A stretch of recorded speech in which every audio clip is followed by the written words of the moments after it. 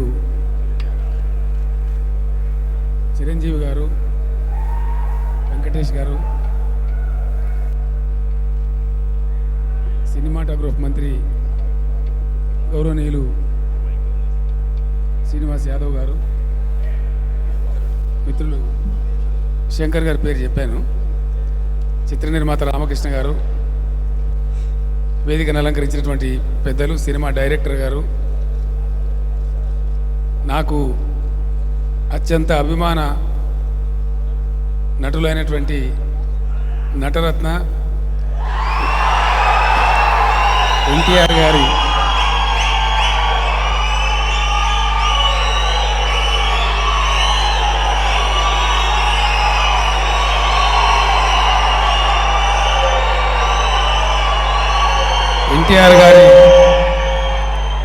కుమారులు, సుప్రసిద్ధ సినీ నటులు గౌరవనీయులు బాలకృష్ణ గారు వారి 100th ఫిలిం 100వ చిత్రానికి చాలా గొప్ప నిర్ణయం వారు తీసుకున్నారు.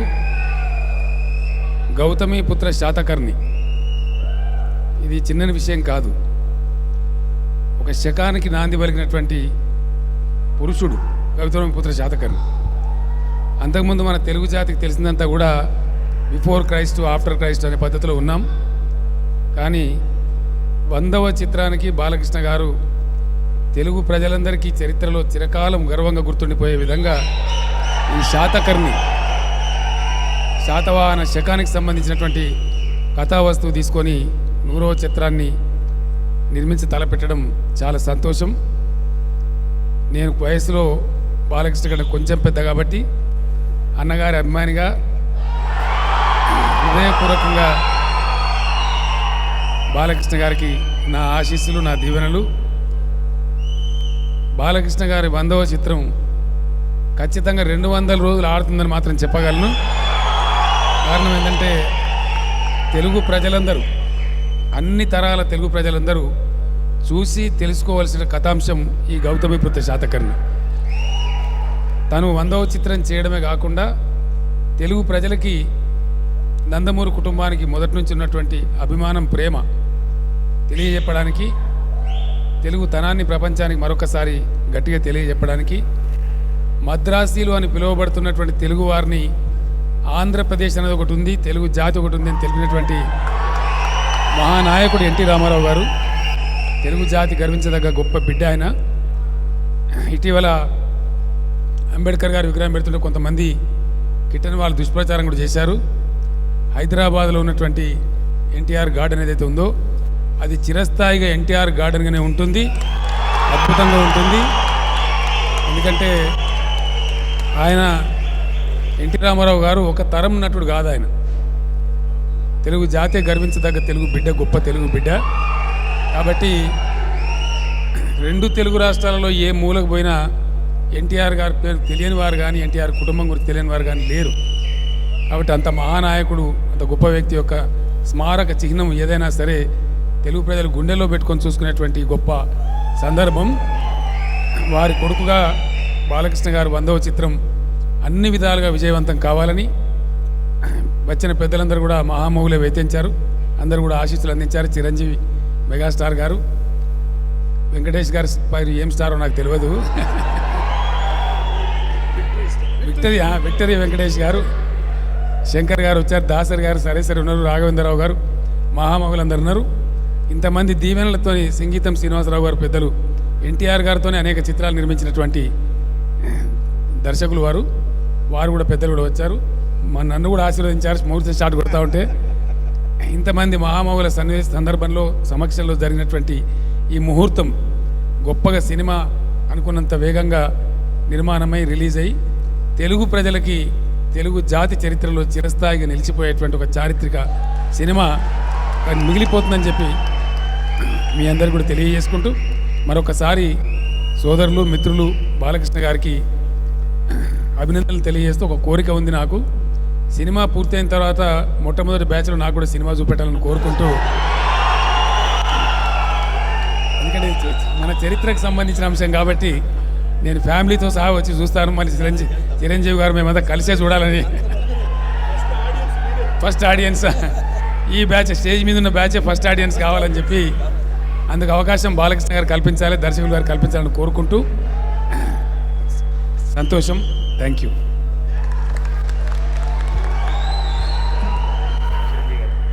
చాలా సంతోషం. సీఎం గారి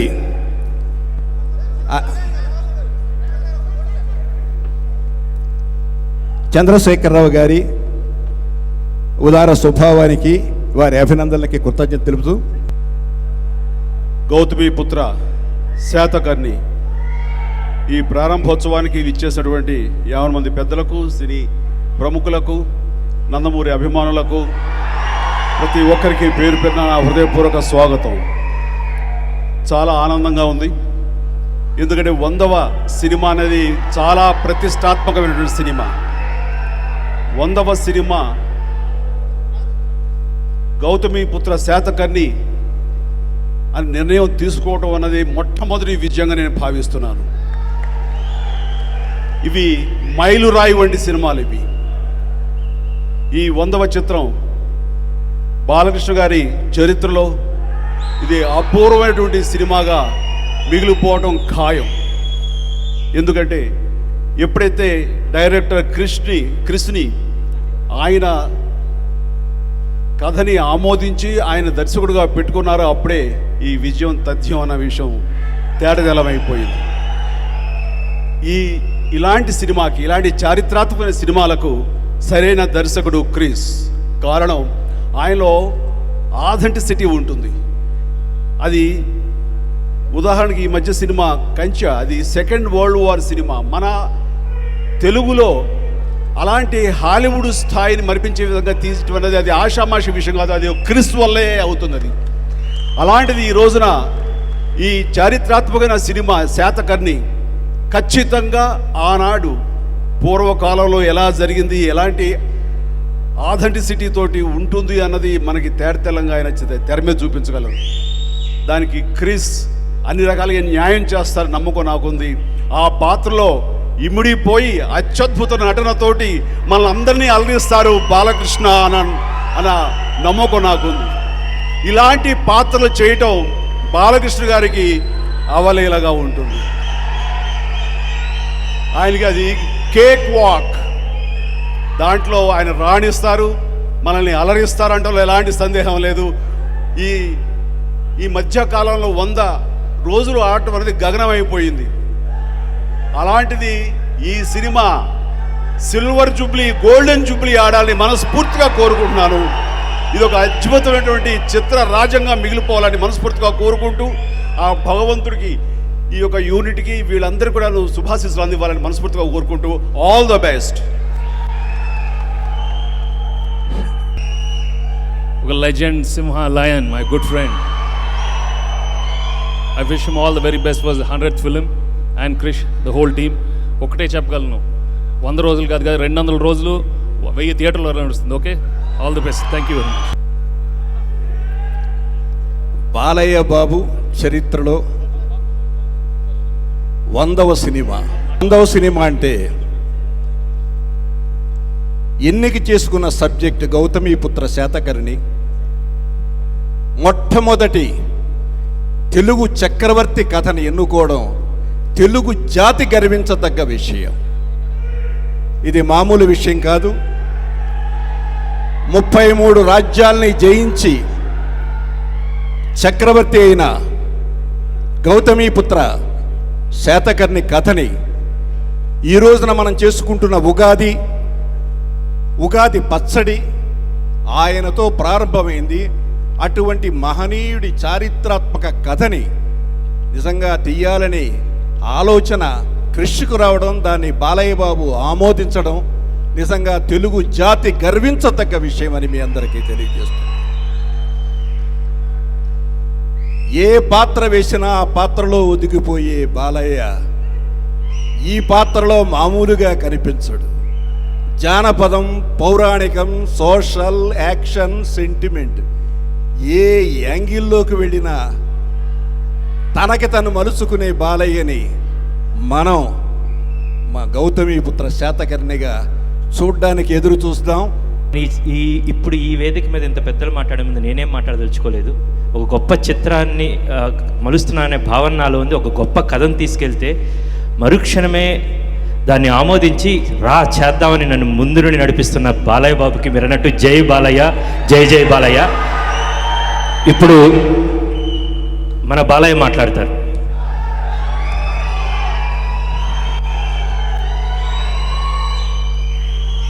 ముందుగా గౌతమిపుత్ర శాతకర్ణ చిత్రానికి, నా 100వ చిత్రానికి ప్రారంభోత్సవానికి విచ్చేసిన దర్శకరత్న దాసనారాయణరావు గారికి, అలాగే దర్శకేంద్ర శ్రీ రాఘవేంద్రరావు గారికి, అలాగే సింగీతం శ్రీనివాసరావు గారికి, కోదండరామరెడ్డి గారికి, విజేంద్ర ప్రసాద్ గారికి,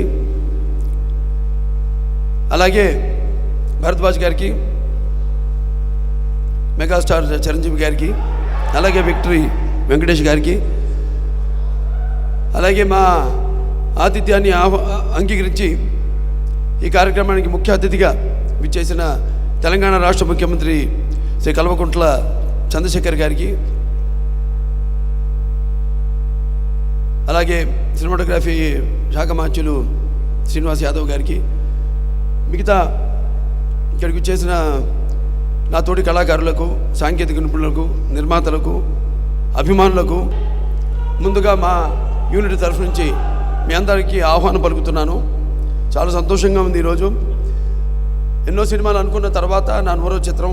ఎందుకంటే అనుకోవడానికి 100వ సినిమా అది సినిమా కావచ్చు అందరికీ, కానీ నాకు మాత్రం అది ఇన్ని విభిన్నమైన పాత్రలు చేసి నా ఈ యొక్క నటన ప్రస్థానంలో మరి 100వ చిత్రం అనగానే అనుకోకుండా అది కాకతాళీయంగా లేకపోతే యాదృచ్ఛికంగా ఎన్నో సినిమాలు కథలు వినడం జరిగింది. అందులో కొన్ని నచ్చాయి, కొన్ని నచ్చలేదు.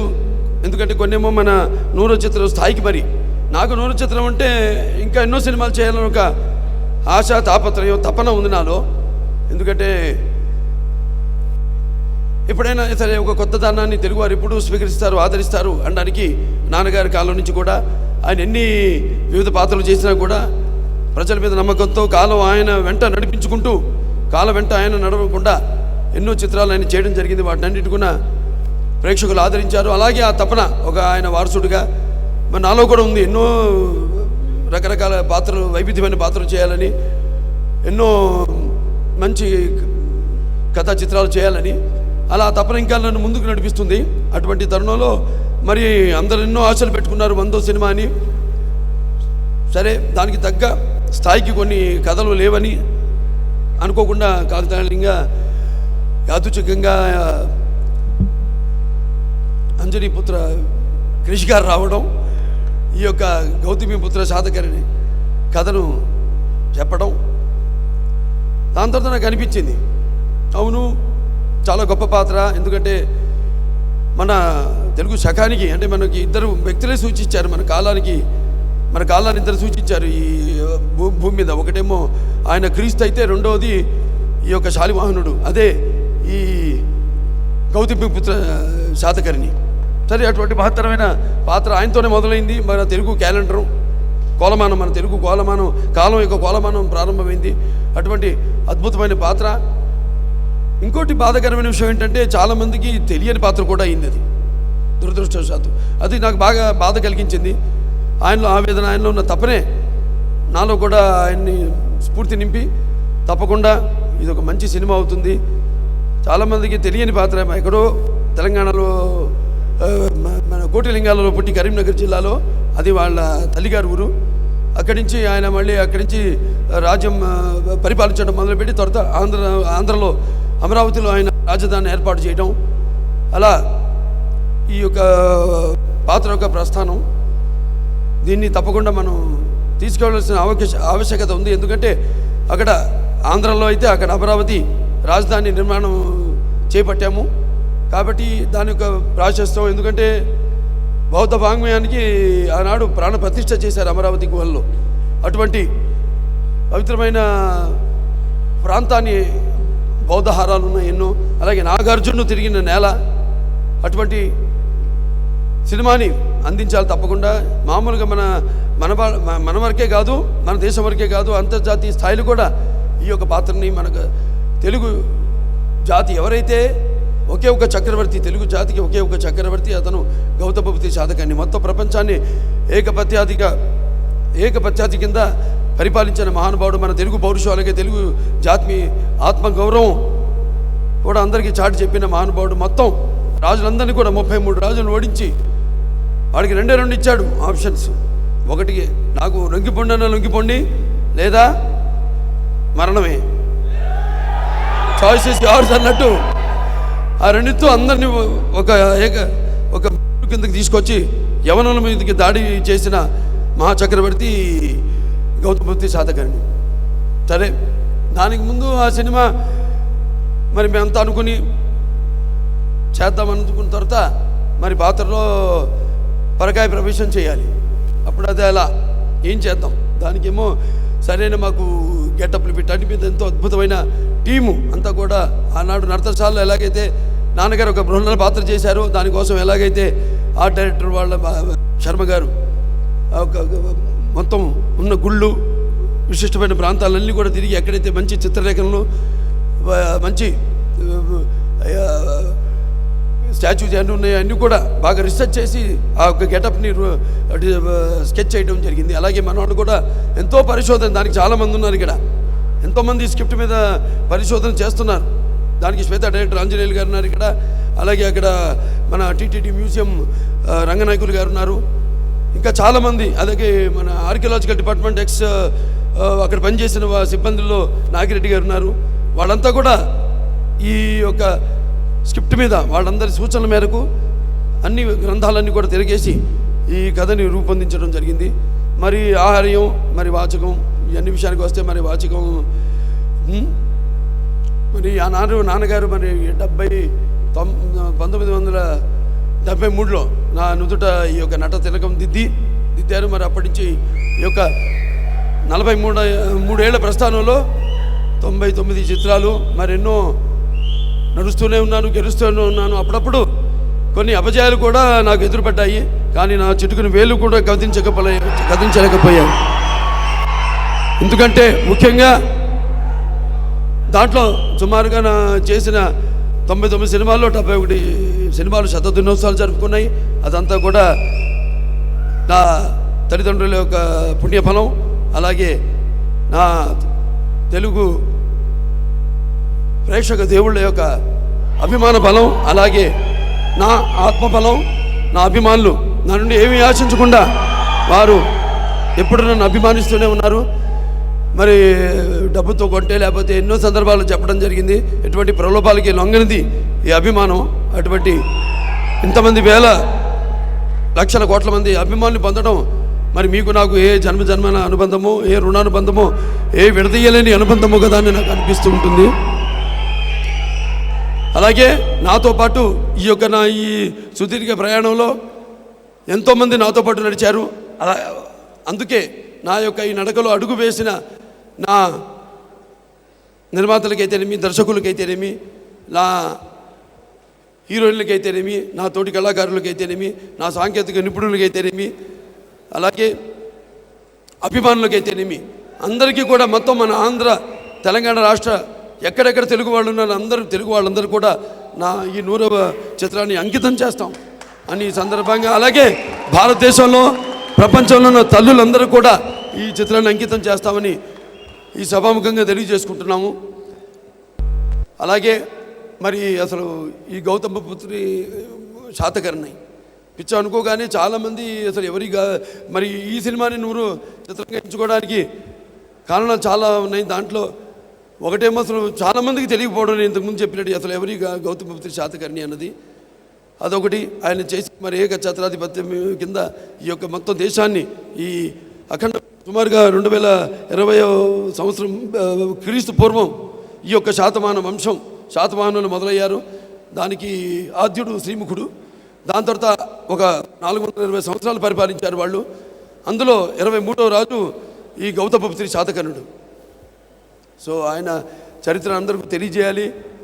ఏదైతే ఒక మంచి అవకాశం, అన్నీ తెలిసిన కథలే, తెలియని కథలంటే ఒట్టి ఊరికే పుక్కడి పురాణాలా కాకుండా దానివల్ల ఒక మంచి జరగాలని, అంటే నేను చెప్పినట్టు తెలుగు జాతి అలాగే తెలుగు కీర్తిని స్ఫూర్తిని పెంచడానికి మన ఈ తెలుగు భాష సంస్కృతి సాంప్రదాయాల్ని ఎలాగైతే చాటి చెప్పాడో ఆయన మహానుభావుడు నందమూరి తారక రామారావు గారు. అంటే కారే రాజులు రాజ్యములు కలిగిరే అని బొమ్మల పోతన్న గారు చెప్పారు మన మహాభారతంలో. కారే రాజులు కలిగిరే అని. అంటే దాంట్లో ఏంటంటే ముఖ్యంగా పుట్టిన వాళ్ళకి చావు తప్పదు, కానీ పుట్టిన వాళ్ళకి చావు ఈ పుట్టుకలతో ఎటువంటి భయం లేకుండా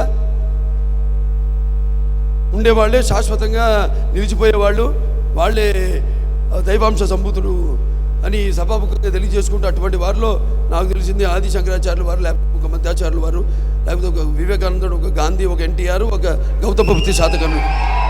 అలాగే ఈ యొక్క సామ్రాజ్యం విస్తరణ అప్పుడు అశోక చక్రవర్తి మరణానంతరం ఆ తర్వాత ఈ ఆంధ్రులంతా కూడా ఈ యొక్క విశాలమైన ఈ ఆంధ్ర మహా సామ్రాజ్యాన్ని స్థాపించారు. సో అటువంటి మన పునాదులు మనం తెలుసుకోవడం, తెలియపరచడం భావితరాలకు మన కర్తవ్యాన్ని భావిస్తూ ఈ యొక్క చిత్రానికి పూనుకోవడం జరిగింది. సో అందరూ కూడా ముందుగా మా దర్శకుడు అంజనీపుత్ర క్రిష్ గారికి, అలాగే నిర్మాత రవీందర్ రెడ్డి గారికి, అలాగే శ్రీనివాస్ గారికి, అందరూ కూడా, అలాగే ఈ చిత్రాన్ని పనిచేస్తున్న సాంకేతిక నిపుణులు అయితేనేమి, నటీనటులు అందరూ కూడా నా అభినందన తెలియజేసుకుంటూ, అందరూ కూడా మాకు ఒక జనరల్గా ఒక అలవాటు, ముందుగా నెమ్మదిగా ఒక్కొక్క అంచెలుగా మెట్టు ఎక్కుతూ ఎలాగైతే జీవితాన్ని మనం అన్ని రంగాలు కూడా మనం భాగించుకోవాలో అలాగే సినిమా కూడా అటువంటిది. సినిమా అనేది ఈనాడు ఒక నిత్యావసర వస్తువు. మరి ఈ దైనందిన కార్యకలాపాలలో పడి మనిషి ఎలాగైతే ఈ యొక్క వివిధ తనకి నచ్చిన వాటిని ఎంచుకుంటున్నాడో అలాగే వినోదం కోసం సినిమాని ఎంచుకున్నాను. సినిమా కేవలం వినోదం కోసమే కాదు, అటు కళ్ళు మూసుకుంటే కనేది కళ, కళ్ళతో అభినయించేది కళ, నిద్రపోతున్నప్పుడు కనేది కళ, నిద్రపోతున్న జాతిని మేల్కొల్పేది కళ అని అప్పుడు నాన్నగారు కొత్త నిర్వచనం ఇచ్చి రాజకీయానికైతేనేమి కళకైతేనేమి అలాగే ఈ యొక్క చిత్రం ద్వారా మంచి సందేశాన్ని జాతికి ఉపయోగపడే చిత్రంగా యావత్ మన జాతికే కాదు, దేశానికే కాదు, ప్రపంచానికే ఒక యోధుడి గాథ తెలియవలసిన అవసరం ఉంది. సో ఈ చిత్రంలో నటించడం అది నా పూర్వజన్మ సుకృతంగా భావించుకుంటూ మరొకసారి ఇక్కడికి ఈ యొక్క కార్యక్రమం విజయవంతం చేయడానికి విచ్చేసిన పెద్దలందరూ కూడా, ప్రముఖులకి అందరూ కూడా, దర్శకులు అయితేనేమి, నిర్మాతలు అయితేనేమి, కళాకారులు అయితేనేమి, సాంకేతిక నిపుణులు అయితేనేమి, అలాగే నా అభిమానులకైతేనేమి అందరూ కూడా నా హృదయపూర్వక కృతజ్ఞత అభివందనాలు తెలియజేసుకుంటూ నేను సెలవు తీసుకుంటున్నాను. ఆశయం లేనివాడికి విలువ లేదు, ఆవేశం లేనివాడు అసలు మనిషే కాదు. అంటే ఒకటి నాకు నేను నచ్చితే నా అలవాట్లు కానీ నేను కానీ ఇంకోటి నచ్చకపోతే దానివల్ల నష్టం లేదు. కానీ నాకు నేను నచ్చకపోయి నా అలవాట్లు నా ప్రవర్తన వల్ల ఇంకోటి మెచ్చుకున్నా సరే దానివల్ల లాభం లేదు. అదే నా జీవితం, అదే గౌతమిపుత్ర శాతకర్ణి జీవితం. తను అనుకున్న దారిలో వెళ్ళాడు, తను అనుకున్నట్టు జీవించాడు అతను. అదే నేను చెప్పాను ఇందాక, ఆయనకి నాకు నేను చదువుతున్నాను చెప్పా కదా, చాలా దీని మీద ఎంతో రీసెర్చ్ చేస్తున్నాం. దాంట్లో ఈ పుస్తకాలు చదవడంలో నాకు తెలిసిన విషయం ఏంటంటే ఆయనకి నాకు చాలా దగ్గర పోలికలు ఉన్నాయి. ఆవేశంలో అయితేనేమి, ఆలోచనలో అయితేనేమి. సో ఆలోచన లేనివాడు అసలు జీవితమే అంటే ఆవేశం లేనివాడు అసలు వాడు మనిషే కాదని, అలాగే ఎవరికి కావాల్సిన దారిలో వాడు నడిచి అదే అతనే డిక్టేటర్.